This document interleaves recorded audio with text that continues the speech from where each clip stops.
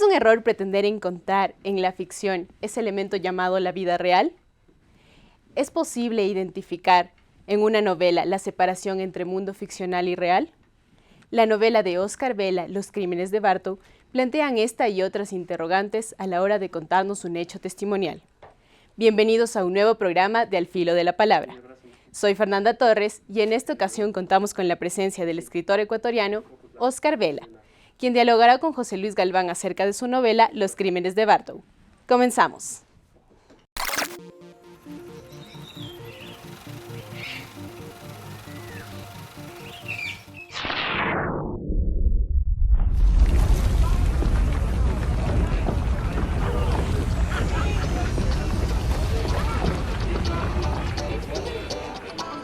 Al Filo de la Palabra.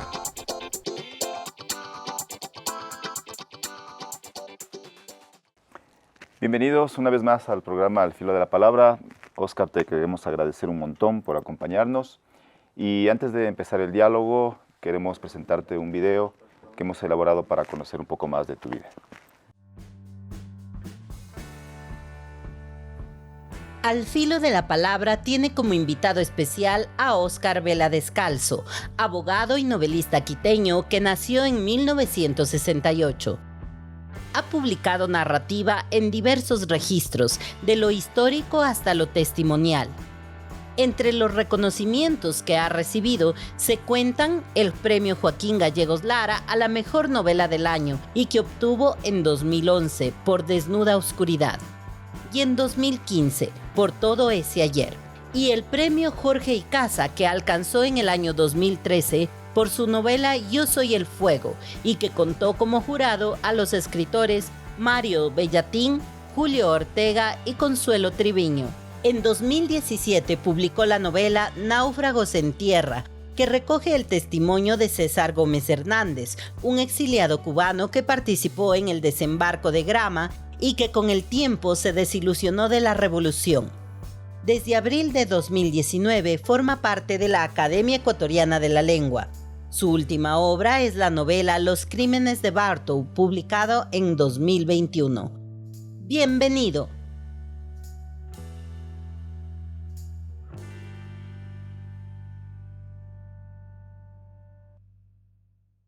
Óscar, en tu novela Los crímenes de Bartow hay un hecho concreto, particular, y es el caso de Nelson Serrano, lo cual vuelve compleja la novela, digamos. Él es acusado de un asesinato. Este asesinato ocurre en 1997. Él es sacado del país, del Ecuador, en el año 2002. Y bueno, tú te haces cargo de esa historia, una historia bien compleja. ¿Cómo tú te pusiste en contacto? ¿Qué pasó para que tú te entregaras a esa historia, Óscar? Bueno, muchas gracias, José Luis. Muchas gracias a todos por la invitación y por este video. Me interesé por la historia de Nelson Serrano porque descubrí hace muchos años ya, a través de un documental de Yanedi Nostroza y de lecturas y de empaparme un poco de los expedientes, descubrí que había probablemente en ese caso una historia de inocencia, una historia de injusticia. Y me interesó mucho indagar en esta historia. Conocí entonces a la familia de Nelson Serrano, al propio personaje, a Nelson Serrano. Lo pude visitar en la prisión en la que se encuentra recluido desde hace más de 20 años, está en el corredor de la muerte. Y conocerlo personalmente y escuchar de su propia voz cómo habían sido los acontecimientos que rodearon a estos hechos criminales. Son 4 crímenes de los que se le acusa y por eso él tiene 4 condenas a penas de muerte. Uno por cada crimen, por cada uno de los crímenes de aquel día, del 3 de diciembre de 1997. Y claro, ahí me di cuenta, ahí comprendí que efectivamente esta era una historia de injusticia, que era una historia de corrupción, era una historia casi cinematográfica. Y entonces me incliné, me lancé a escribir esta historia, esta novela. Ajá. Y bueno, se trata en tu novela de un hecho testimonial. Y tú hablas en su momento en la novela de que la literatura, por ejemplo, es un ejercicio de rebeldía, de libertad, de denuncia. Pero no es, digamos, complejo hacerlo a través de una novela, porque claro, el lector, toma tu libro y está etiquetado como una novela. ¿A ti no viste ahí un obstáculo, no ves un obstáculo en cuanto a un hecho testimonial, a un hecho de denuncia, y que sea a través de una novela que finalmente tiene la etiqueta de ficción?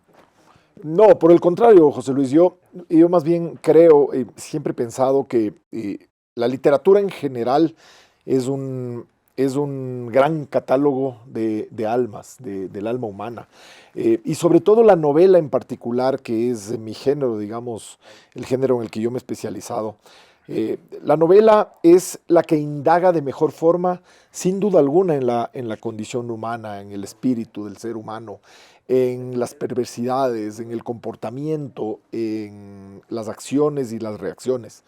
Y no veo yo otra posibilidad de contar una historia realmente desde dentro que no sea desde la literatura, porque la historia puede llegar a ser muy rígida. La filosofía probablemente algo etérea. La literatura, la novela te permite entrar desde el interior de alguien, contar, por ejemplo, con la voz de un asesino una historia, ¿no es cierto? Con la voz de un inocente, como en el caso de Nelson Serrano, con la voz del corrupto, contarla en tercera persona, contarla en segunda persona, contar en primera persona, una historia que te permite indagar hasta en lo más íntimo de esa persona.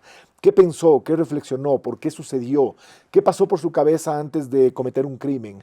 ¿Antes de salvar a alguien? ¿Antes de enamorarse? Eso es lo que te permite la novela, y para mí es precisamente esa virtud la que logra que la literatura, y especialmente la novela, el cuento también, pero la novela sobre todo, indague en esa profundidad. Y cuando tú te enfrentas a un personaje, en este caso, que ya no es únicamente está hecho de tinta y de papel, sino te enfrentas a un personaje, a un ser humano, ¿cómo fue para ti a lo largo de estos años de escritura y de relación con Nelson Serrano? ¿Te afectó, te afecta esa relación finalmente humana, intensa que has descubierto, ¿no? Que está reflejada en la novela? A ver, sí, me ha afectado mucho. La verdad es que es curioso, fíjate, cuando tú escribes un libro, y en todas las novelas anteriores me ha sucedido lo mismo, muchas novelas históricas con personajes reales, pero de alguna forma un poco historias del pasado, ¿no? La Revolución Cubana, algo de la dictadura argentina, algo de la Segunda Guerra Mundial con la última novela, con Ahora que cae la niebla. Pero el momento que escribí esta historia, Los crímenes de Bartow, y me metí en la vida de Nelson Serrano, en la vida de su familia, en la vida de este caso, en la vida de la justicia en Florida, por ejemplo, en los Estados Unidos, me di cuenta, ya demasiado tarde, de que no iba a lograr salir de esta historia, y no he logrado salir de la historia. El libro se publicó hace un año aproximadamente, un poco más de un año. Ha sido un libro muy difundido, por suerte, para la causa de Nelson, porque descubre de alguna forma todas las mentiras y todos los encubrimientos, las pruebas ocultas. Pero a mí me ha sucedido un fenómeno que nunca me había pasado, y es que no me puedo desenlazar de esta historia, no puedo salir de ella. Estoy permanentemente en ella, y no solo hablando como hoy de libros, es decir, hoy estoy conversando contigo de literatura y de libro, pero estoy permanentemente en los medios, en las entrevistas, en el mismo proceso judicial, hablando de él y hablando de su caso, rogando porque alguien nos atienda, solicitando que nos ayuden, pidiendo audiencias, qué sé yo. Es decir, es un caso que no te permite salir de allí. Claro, ahí está la parte humana, está la parte de justicia, ahí entra mucho la parte de abogado que tengo, pero sobre todo eso, ¿no? La parte humana, la parte de haber descubierto que efectivamente hay centenares de inocentes. Nelson es uno, pero hay centenares de inocentes. Y a nosotros nos llega la historia porque Nelson es ecuatoriano, pero hay 300 o 400 casos hoy en el corredor de la muerte en Estados Unidos en general, muchos de ellos en Florida, que sufren lo mismo y que han pasado por la misma situación. Y te diría que en buena parte pueden efectivamente haber sido inocentes. Y allí están, purgando penas de cadena perpetua, normalmente de penas de muerte, habiendo sido ejecutados ya sin tener posibilidad de defenderse. O declarados luego de haber muerto, de haber sido ejecutados con pena de muerte, haber sido declarados inocentes. Es una perversidad. Sí. Y tú topas el tema de la justicia norteamericana, y especialmente en la Florida. Y en tu novela, claro, revelas algunas trampas, algunos desafueros, incongruencias, en este caso en particular. Incluso tú mencionas el tema del racismo en este caso en particular. ¿Cómo evalúas esa parte de la historia? Sí, por eso, a eso me refería cuando decía, y tú citaste casi textualmente las palabras, de que la literatura es rebeldía y es denuncia, y sobre todo en este tipo de casos. Es decir, yo creo que en general es denuncia, o sirve para denunciar un hecho, pero en el caso de Nelson mucho más. El caso de Nelson está marcado por una serie de circunstancias absolutamente increíbles, inconcebibles. A Nelson lo trataron desde el día 1, desde el día de los crímenes, como el mexicano, despectivamente. Y la gente me preguntaba, bueno, pero ¿y por qué el mexicano? ¿Por qué no le decían el ecuatoriano? Porque en esa zona, en Bartow, centro norte de Florida, los malos, los perversos, los ladrones, los delincuentes son los mexicanos. Allá si le dices, este es un ecuatoriano, no te suena a nada, porque ni siquiera saben dónde está el Ecuador. No, probablemente te aseguro que la gran mayoría de la gente de Bartow no sabe dónde está el Ecuador. No sabe dónde está Colombia, no sabe dónde está Perú, no tiene la más mínima idea, pero los mexicanos sí. Y los mexicanos son el lado oscuro de la sociedad para ellos. Entonces, Nelson era el mexicano y así se lo tachó siempre. O sea, había un componente racial importantísimo en este caso. Y luego hechos de corrupción, todos los que quieras. Es decir, te podría enumerar y me podría pasar toda la tarde si quieres contándote el encubrimiento de pruebas, el ocultamiento de pruebas, cómo los policías actuaron de una forma u otra, cómo encubrieron o prohibieron, por ejemplo, que ciertos testigos hablaran en el juicio, cómo vinieron al Ecuador y los secuestraron, un policía ecuatoriano, un policía estadounidense y un fiscal, el propio fiscal que actuó en el juicio, estuvo aquí en el Ecuador en el año 2002 y secuestró a Nelson Serrano. Él con policías ecuatorianos. Tú me dirás, ¿qué clase de proceso es ese? Estamos hablando de los Estados Unidos, ¿no? Porque si esta historia te cuentan y es en África o en Latinoamérica, tú dices, es lo usual. Estados Unidos, el primer mundo supuestamente, es uno de los países que tiene teóricamente uno de los sistemas judiciales más confiables, más fiables, ¿cierto? Y está lleno de corrupción, y especialmente la Florida, y eso es lo que yo cuento en mi historia. Y ¿cómo enfrenta a Nelson Serrano? Porque en la novela vemos un hombre que de una gran lucidez, de una gran fuerza y valentía, podríamos decir. Tú que lo has conocido y has conversado con él, ¿cómo una persona es capaz de enfrentar una vida como la que él ha llevado en los últimos 20 años? Es difícil responderte. Yo lo único que pienso es qué coraje tiene. Es decir, es un tipo que tiene un coraje enorme, ¿no? Es un tipo que tiene una convicción, una confianza en sí mismo impresionante. Te voy a contar algo que fue, digamos, una experiencia un poco más íntima, pero que refleja lo que es él. Cuando yo le visité en el Corredor de la Muerte, fui con mi esposa y con Francisco, con el hijo de Nelson. Fuimos los tres. Y yo estaba, digamos, algo atemorizado porque mi esposa tenía que entrar al Corredor de la Muerte y ya nos habían advertido que era un poco complicado, que nos iban a revisar todo, es decir, y que íbamos a estar en un salón, además del tamaño de toda esta área, donde había más o menos 15 mesas con sus sillas respectivas, y había el mismo número de presidiarios a quienes les iban a visitar ese día. Esa sala de visitas era para 15 y estaba copada. Y estábamos ahí con gente realmente peligrosa. Ahí sí solo están los homicidas en primer grado condenados ya a pena de muerte. Y claro, tienes esa sensación de que estás en un lugar inseguro de alguna forma, más allá de toda la seguridad, de todos los guardias de seguridad que están allí. Pero terminas como agotado, terminas cargado con una energía negativa, oscura, desagradable.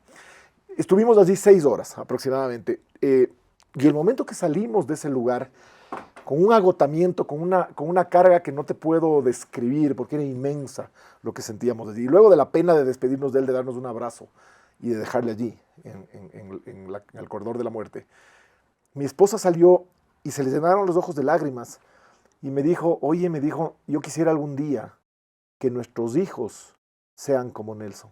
Dijo, si nuestros hijos son como Nelson, van a ser berracos, van a ser unos tipos de coraje, porque este tipo no le doblega a nadie, nadie. Oye, el momento que le ves ahí, arrastrando las cadenas, viejo, agotado, cansado, pero sientes que tú no le estás haciendo ningún favor. No le estás haciendo ningún favor, no es un tema de caridad. El tipo es íntegro y así se siente y así se vende. Te impresiona. Entonces dices, yo quisiera tener un hijo así, sí, por supuesto. Ojalá tuvieran ese interés en la vida, ¿no? Y en el proceso que tú has seguido de este caso, Oscar, claro, tú una novela apuestas por su inocencia, ¿no? Y ahora mismo nos cuentas de su inocencia por todo lo que ha sucedido y más. ¿Cómo tú resumirías, digamos, para la gente al hablar de su inocencia? Porque claro, la parte contraria dice que él es culpable y más, ¿no? Claro. Pero tú, ¿qué es lo que te lleva a esa conclusión? A ver, de la forma más simple posible, porque este es un caso que tiene 1000 vericuetos, ¿no es cierto? Es un caso complejísimo, pero la teoría, y así se hacen los casos criminales judiciales, la teoría del fiscal con la que le acusan, le juzgan y le sancionan y le condenan como responsable de 4 muertes dice que Nelson, que aparecía en un video a las 12:20 del mediodía, del día de los crímenes, del día 3 de diciembre de 1997, en Atlanta, a 500 millas de distancia de Bartow, tomó, ese mismo momento salió, tomó un taxi, fue al aeropuerto de Atlanta, que es uno de los más grandes del mundo, voló a Orlando con una identidad falsa, no salió en ninguna cámara de televisión ni de seguridad en ningún lugar, llegó a Orlando, tomó un automóvil alquilado por una tercera persona, salió en ese automóvil solo, llegó a Bartow, al lugar donde todo el mundo le conocía en Bartow, llegó a las oficinas que había desocupado él 7 meses atrás, él no tenía las llaves de seguridad,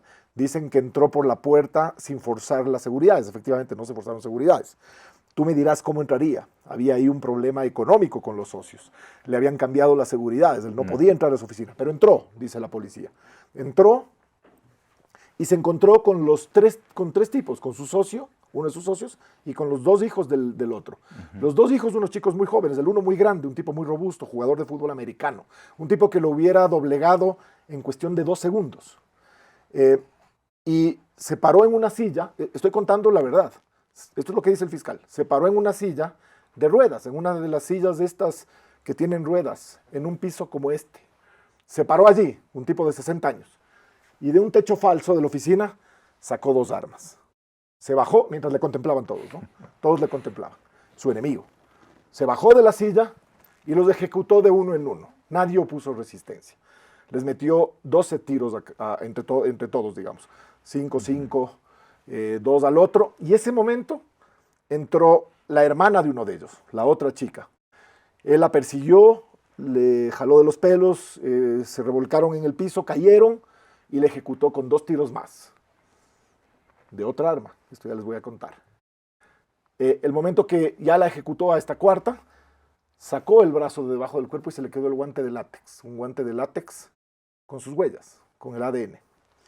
Salió sin una sola mancha de sangre, les había ejecutado a menos de 1 metro a todos, sin una mancha de sangre en la ropa, con un buzo beige, cuello de tortuga, con una chaqueta como la que yo estoy puesto, pero clara. Cogió su auto, no dejó manchado nada, en ningún lugar no apareció una sola mancha de sangre ni una huella de él. Se fue a Tampa y en Tampa tomó un avión bajo otra identidad, la identidad de John White, supuesta. Volvió a Atlanta y en Atlanta apareció en el mismo hotel donde había estado al mediodía, a las 10:17 de la noche, conversando con la persona del lobby del hotel. Esa es la teoría. Si yo te cuento esta historia así y te la cuento delante de un jurado, me vas a decir, ¿quién se traga esa historia? ¿Cómo te tragas esta historia? ¿Cómo un hombre de 60 años hace esto? ¿Cómo no aparece en ninguna cámara de seguridad de los aeropuertos más grandes de los Estados Unidos? Orlando es un aeropuerto que recibe entre 20 y 30 millones de personas al año. No aparece en ningún lado. ¿Cómo no aparece una huella digital de él? ¿Cómo no aparece la huella de ADN? ¿De quién eran las huellas del guante? Que no son de Nelson Serrano, evidentemente él quedó excluido. ¿De quién son las 18 huellas digitales que aparecen en la escena del crimen? ¿De quién es la tercera arma que dispara los 2 últimos tiros? Hay una tercera arma. Ustedes me dirán cómo una persona puede disparar 2 armas con la precisión con la que se hace, sin que nadie te ataque, nadie se defienda, ¿cierto? ¿Y cómo disparas la tercera arma? ¿Dónde ponías la tercera arma? La tercera arma era un rifle de este tamaño. La ocultó la policía. Nunca salió dentro del juicio. La ocultaron, cambiaron, alteraron el informe de la autopsia, y desaparecieron los 2 tiros de la tercera arma. Porque si esta historia es inverosímil como te la cuento, es todavía más increíble con una tercera arma, porque cualquier persona te hubiera dicho, ya, ¿y cómo? ¿Dónde dejó la tercera arma? Le encargó a uno de ellos. Puso sobre un escritorio. ¿Qué hizo con la tercera arma? No tiene ni pies ni cabeza. Entonces, para mí el hecho es muy claro, es muy evidente. Nelson no fue el autor. Los autores fueron 3 o 4 asesinos, unos sicarios. Y lo que yo he logrado demostrar, lo que hemos revisado, lo que hemos investigado, está en el libro, son las pruebas que la policía ocultó para desviar la atención de ese crimen que era producto, resultado de un problema de narcotráfico de uno de los chicos que fue asesinado, y dirigirlo y encauzarlo al mexicano, a Nelson Serrano, que además era enemigo de Frank Dosso porque se habían peleado 6 meses antes por un problema de dinero y tenían un juicio civil, un juicio por deudas. Esta gente había sacado dinero de las cuentas de la empresa y Nelson les demandó. Esa es la historia. Increíble. Sí, yo creo que no hay más que decir, es una historia de lógica. Sí, sí, pero increíble lo que ha sucedido, Óscar. Tú mencionas también, bueno, en la novela que es difícil cerrar esta historia, ¿no? Hubieras querido que el final sea otro, pero no sucedió. Me imagino que también, pensando en esta otra novela de A Sangre Fría, habrás sufrido también una angustia de cerrar algo que no debería llevarnos a ese final, ¿no? ¿Cómo te sentiste al cerrar esa novela de esta manera? Era la parte más difícil de todas, ¿no? Es decir, más allá de la investigación, del tiempo de involucrarte en una historia como esta, la parte compleja, más compleja de todas era esta. Es decir, ¿cuál es el final? Y por eso yo digo ahí en la novela, en varias ocasiones, digo, ¿cuál será el final de esta historia? A mí me encantaría que el final sea que le den la audiencia de juicio que se le ha negado hasta ahora, que tenga esa audiencia, que presentemos todas las pruebas y que salga libre. Lo lógico, lo que debería suceder, el deber ser.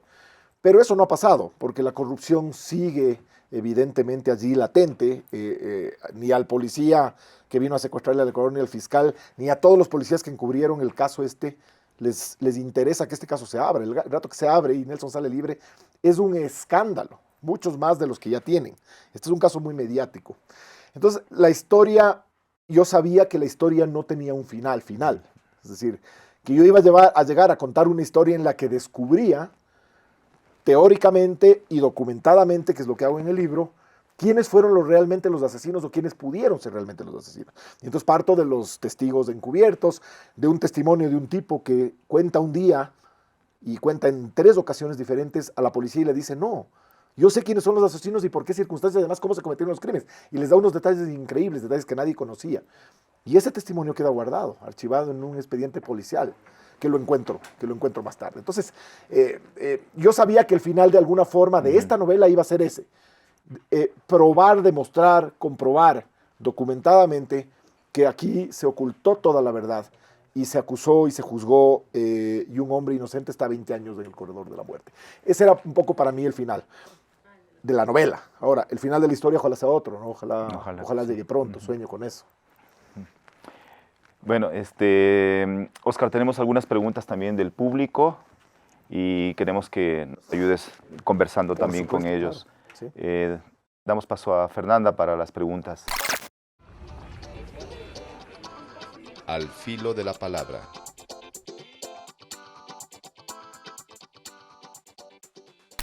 Queremos dar la bienvenida a Grace Benalcázar, docente de la UPS, a Pablo Uciña, graduado de la carrera de Comunicación, y Doménica Villarroel, estudiante de la carrera de Comunicación, quienes despejarán sus dudas a través de unas preguntas para nuestro invitado. Seguimos con ellos.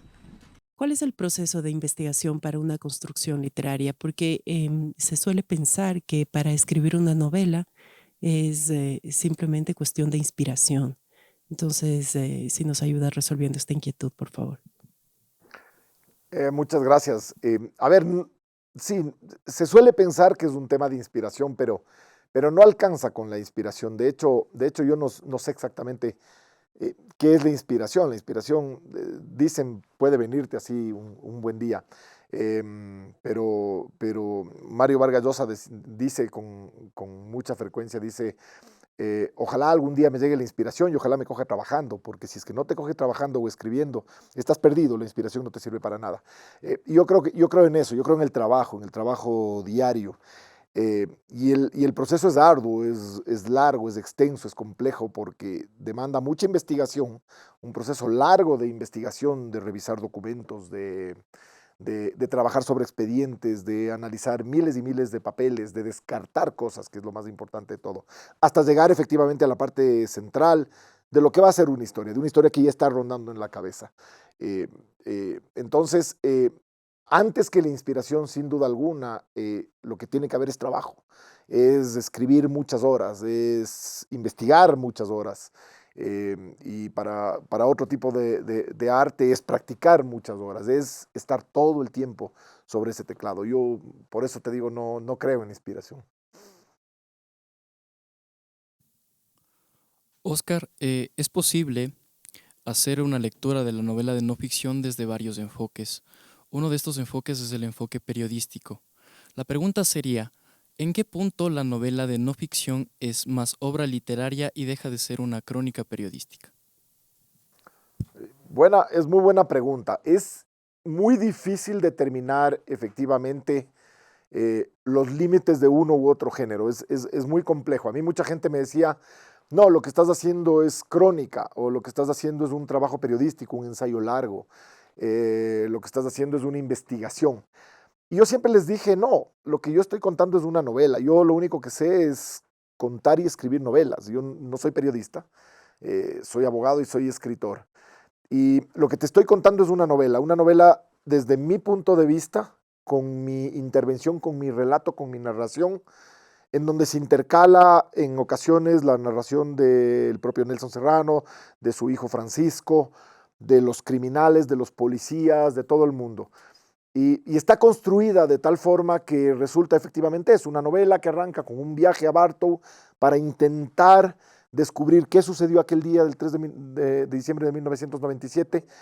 Y yo mismo lo voy contando, yo mismo recreo esa escena con ficción además, porque es la única parte de ficción que tiene esta historia. Es cómo recreo la escena del crimen, esta escena que les acabo de contar hace un rato. ¿Qué sucedió en la práctica? Y estuve allí, estuve en el lugar de los hechos, había revisado las fotografías, los videos, todo lo que había en aquel momento de la escena del crimen. Entonces, ahí hay ficción. Y esta es más bien una novela, por eso yo siempre hablo de que es una novela, que encierra muchísimos géneros, encierra crónica, encierra investigación, encierra ficción, encierra correspondencia, ¿no es cierto? Es una novela epistolar también a momentos cuando yo converso con él y tenemos esas charlas a través del chat. Entonces, por eso siempre he creído que esta, por lo menos en particular, es una novela. Que encierra todo este tipo de cosas. Yo le llamo una novela de no ficción, pero tiene todos los componentes de una novela. Estoy contando esa historia desde distintos ángulos. Puede ser en otros casos mucho más fácil de distinguir, ¿no es cierto?, de diferenciar un trabajo periodístico de corresponsalía, por ejemplo, en un conflicto. Lo que ha hecho Alexeyevich en Ucrania o lo que hizo con Chernobyl, por ejemplo. Tú dices, esa no es una novela, es más bien un ensayo largo o un trabajo efectivamente de periodismo. Sí, probablemente sí, ¿no es cierto? Ella a lo mejor te dice que no, a lo mejor te dice también que es una novela, no creo. Pero tal vez ahí hay una línea un poco más clara. Aquí creo que había una línea mucho más difusa, ¿no?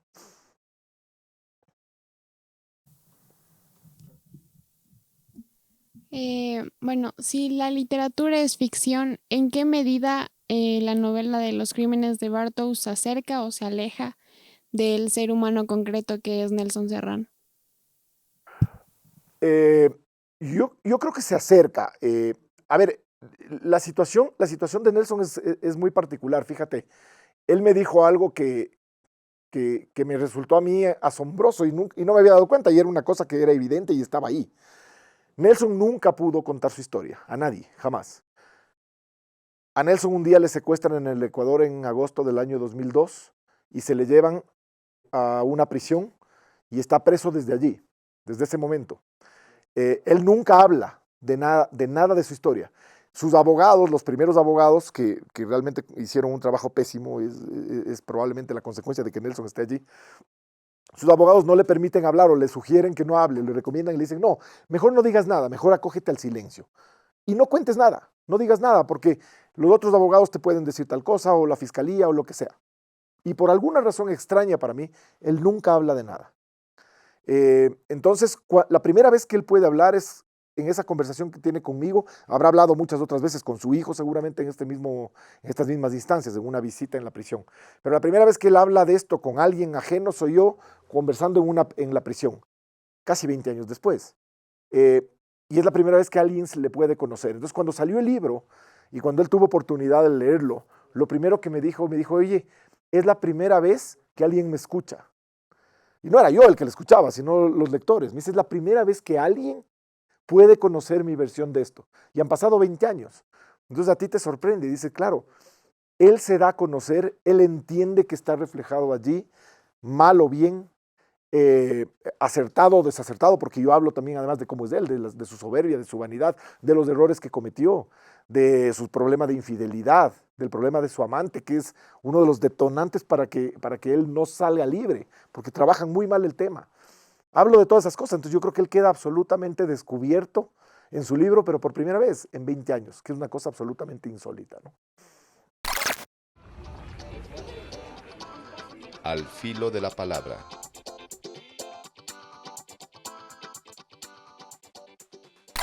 Queremos contarles también que tenemos una sorpresa especial para nuestro invitado del día de hoy. Él es un estudiante de la carrera de comunicación, quien realizará la entrega de un presente para Óscar Vela. Él es Daniel Checa. Buenas, ¿cómo están todos? ¿Qué tal, Óscar? ¿Cómo estás? Hola, Daniel. Bueno, y yo hice un dibujo de ti ahorita, gracias. Mientras estaban conversando. Muchas y gracias. espero que te guste. Muchísimas gracias, te Ahí puedes agradezco. indicarlo. Hay que ver. Muy acertado, me parece. Muchas gracias. Acá, ahí está. Ahí está. Ahí está, ahí. Ahí puedes hacerle. Muchísimas gracias, te agradezco mucho. Gracias a ti por venir al programa. No, muchísimas gracias, un gran regalo. Bastante acertado, me has hecho un poco más lacio de lo que soy. Pero... Sí, es que el color no colaboró. Sí. Muchas gracias, excelente dibujante, oye, te agradezco muchísimo. Gracias. Un gran regalo. Muchas gracias, José Luis. Óscar, para ir terminando, bueno, cuéntanos en qué estás trabajando ahora, qué tienes pensado en ficción, en ensayo, cómo te sientes ahí. Bueno, ahora estoy por publicar un libro en los próximos días. La próxima semana llega ya al Ecuador mi nuevo libro, que es un libro de cuentos y relatos. La primera vez que publico cuentos y relatos. Los vengo trabajando desde hace más o menos unos 23 años, 24 años, una cosa así. Mucho tiempo. Y no lo publiqué simplemente porque quería completar todo este libro. Se llama Las máscaras que hemos sido. Y todos van alrededor, todos giran alrededor de una sola idea, y es... las máscaras que nos ponemos cada día para enfrentarnos al mundo, el secreto inconfesable, es decir, esas cosas que no deberían salir nunca a la luz, pero que salen en algún momento, los descubrimientos, eso básicamente. Y alrededor de eso entonces construí este libro que sale, como te digo, ya más o menos en unos días, en una semana aproximadamente, ya estará en las librerías, lo presentaré pronto y espero que contar con ustedes, les enviaré invitaciones para las presentaciones de este nuevo libro, así que es mi nueva aventura en la literatura. Con mucho gusto, Óscar.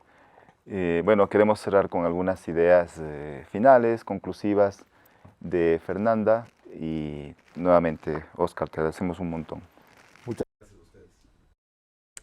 Agradecemos la presencia del escritor ecuatoriano Óscar Vela, quien nos ha comentado acerca de grandes problemas como la discriminación y la corrupción. También la literatura como un elemento importante que nos permite denunciar hechos y, sobre todo, la novela como un género que nos ayuda a relatar el comportamiento humano. Yo soy Fernanda Torres y esto fue Al Filo de la Palabra.